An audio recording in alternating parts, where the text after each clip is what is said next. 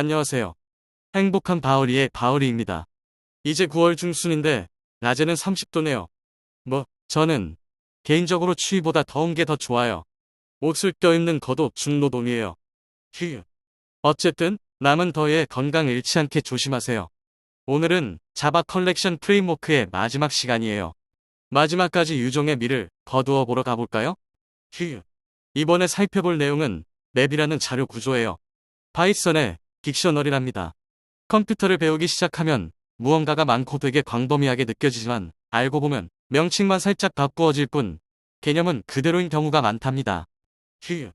맵이라는 자료 구조는 키와 값을쌍으로 저장하는 자료 구조예요. 키로 값을 찾는 구조니까 당연히 키는 중복이 되어서는 안 되겠지요? 값은 중복이 가능하네요. 이걸 비유로 하면 대한민국의 주민등록 시스템이겠지요? 동명이인은 많지만 주민등록번호는 유일하잖아요.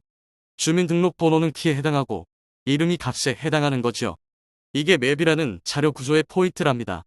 그리고 기존에 저장된 키와 같은 키를 넣으면 기존의 값은 사라지고 새 값이 저장이 된답니다.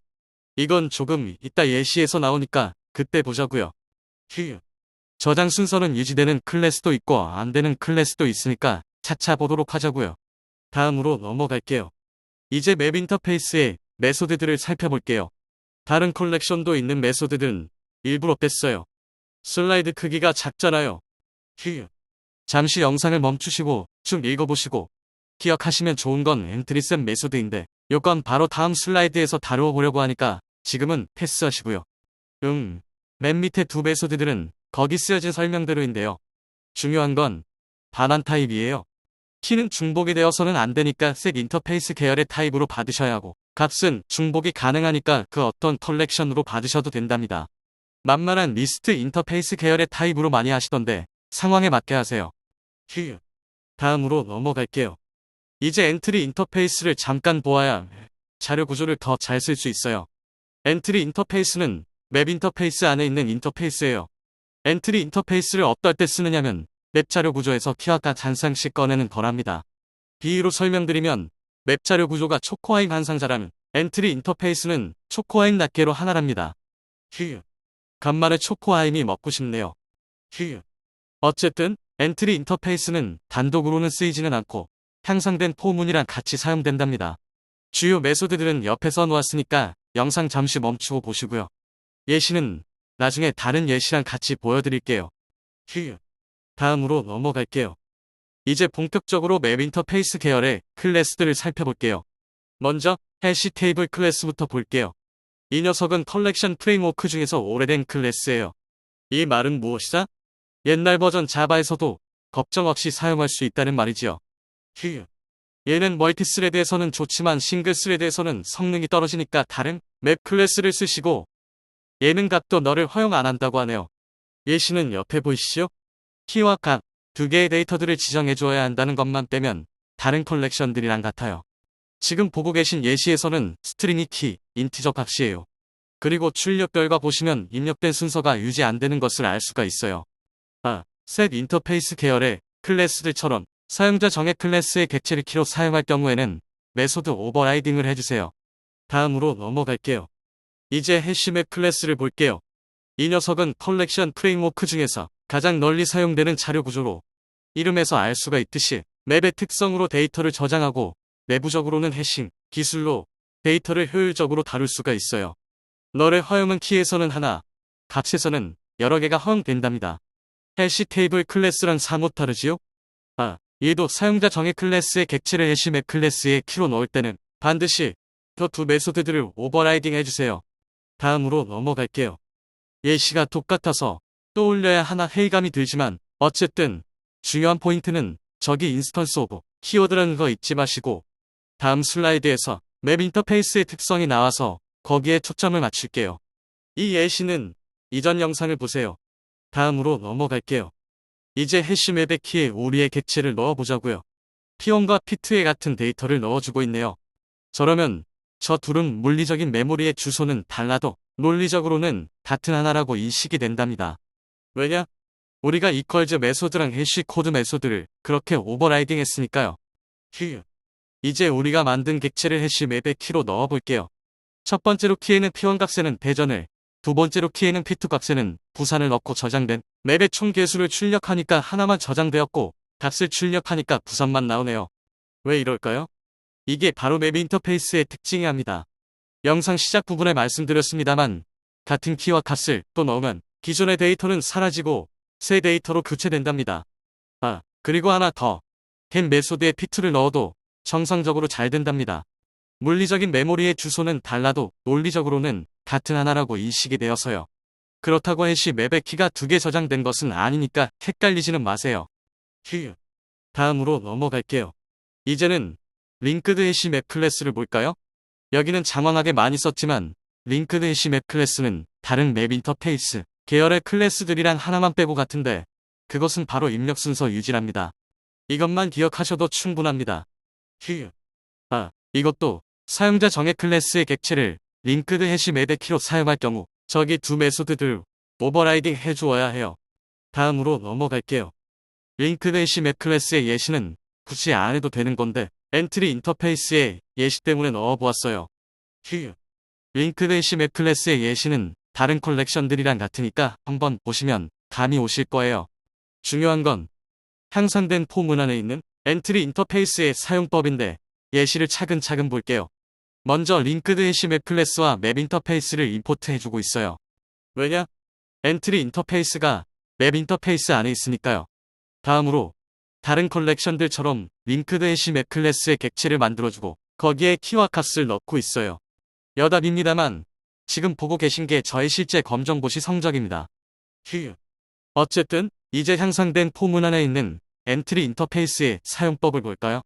우선 엔트리 인터페이스 타입의 변수를 만들어줍니다. 여기서 주의할 점은 낱개로 할 맵과 동일하게 만들어줘야 해요. 지금 보시면 링크드 해시 맵 클래스 변수를 보시면 키에는 스트링 타입을, 값에는 인티저 타입을 주고 있지요? 그럼 엔트리 인터페이스 변수도 똑같이 키에는 스트링 타입을, 값에는 인티저 타입을 주어야 해요. 그럼 향상된 포문이 맵의 내용, 개수에 맞게 루프를 돌면서 엔트리셋 메소드를 호출하면서 맵의 내용들을 낱개로 하나 반환해서 엔트리 인터페이스 변수에 넣고 그걸 쓰는 거랍니다. 출력 결과 보시면 입력된 순서가 잘 유지되지요? 요게 바로 링크드 해시 맵 클래스의 특징이에요. 다음으로 넘어갈게요. 이제는 트리 맵 클래스를 볼게요. 트리 맵 클래스는 트리셋 클래스의 맵 버전이라고 할 수가 있어요. 트리라는 자료 구조는 트리셋 클래스를 볼 때 설명드렸는데 기억이 나시나요? 안 나시면 또 보세요. 안 그래도 조회수가 안습이라 하여튼 트리의 특성상 넓히는 허용하지 않고 사용자 정의 클래스의 객체를 트리 맵의 키로 사용할 경우 컴퍼러블 인터페이스를 임플리먼트 해주고 컴페어 투 메소드를 오버라이딩을 해야 해요. 그래야 그 기준으로 정렬하니까요. 오버라이딩하는 예시는 이전 영상을 보시고요. 똑같은 예시를 계속 올리기도 그렇잖아요. 그리고 트리 맵에서는 해시 코드 메소드와 이퀄즈 메소드는 오버라이딩이 필요가 없어요. 다음으로 넘어갈게요. 요건 정렬 순서를 바꾸는 예시는 한 번밖에 안 해서 복습 차원에서 하는 거랍니다. 본격적으로 예시를 보시면 우선 콤퍼레이터 클래스와 트리 맵 클래스를 임포트 해주고 있어요.